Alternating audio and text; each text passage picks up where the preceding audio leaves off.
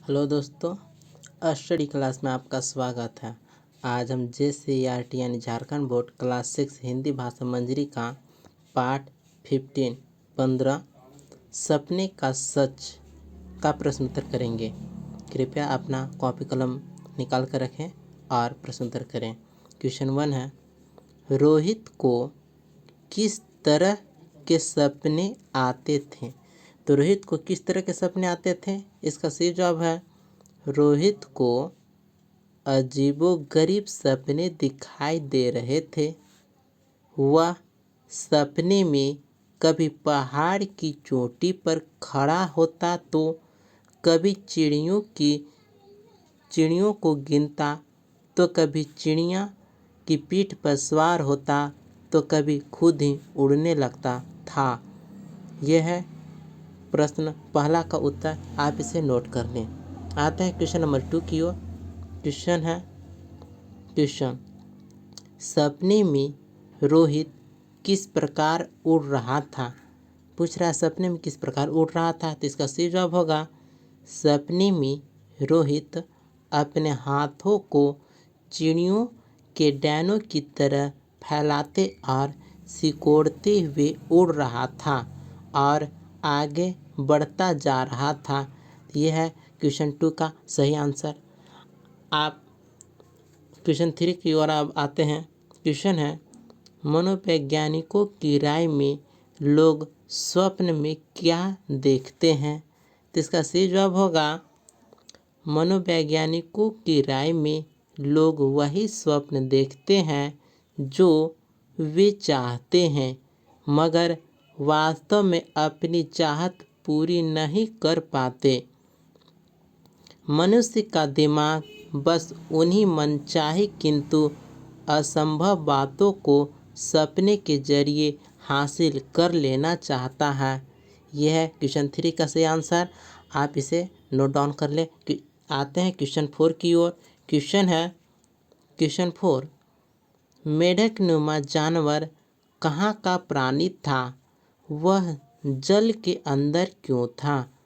तो इसका सही जवाब होगा, मेढकनुमा जानवर अंतरिक्ष के ऐसे छोर से आया था जहाँ केवल जल ही जल थे और जल ही जीवन है।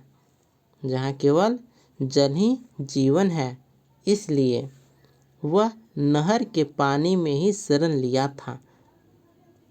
जहाँ से आया था वहाँ जल ही जीवन था, इसलिए वह नहर के पानी में शरण लिया था। आते हैं क्वेश्चन 5 की ओर। क्वेश्चन है, दूसरे ग्रह के वासियों का दल धरती पर किस लिए आया था?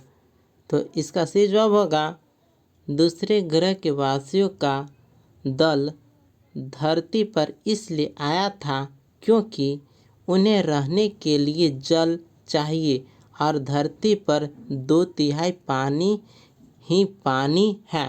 धरती पर 2/3 पानी ही पानी है, इसलिए उन लोग आए थे। अनुमानित 2 शताब्दियों में बढ़ते तापक्रम के चलते उत्तरी और दक्षिणी ध्रुवों की सारी बर्फ पिघल जाएगी, तब पूरी तरह जलमग्न धरती दूसरे ग्रह के वासियों के लिए स्वर्ग बन जाएगी। तो यह है सही जवाब। अब आते हैं क्वेश्चन 6 की ओर।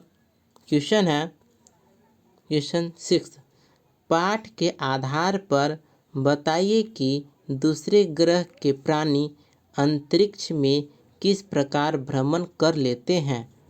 तो इसका सही जवाब होगा, पाठ सपने का सच के आधार पर दूसरे ग्रह के प्राणी अंतरिक्ष में एंटीग्रेविटान तरंगों की मदद से दूर दूर तक अंतरिक्ष भ्रमण कर लेते हैं।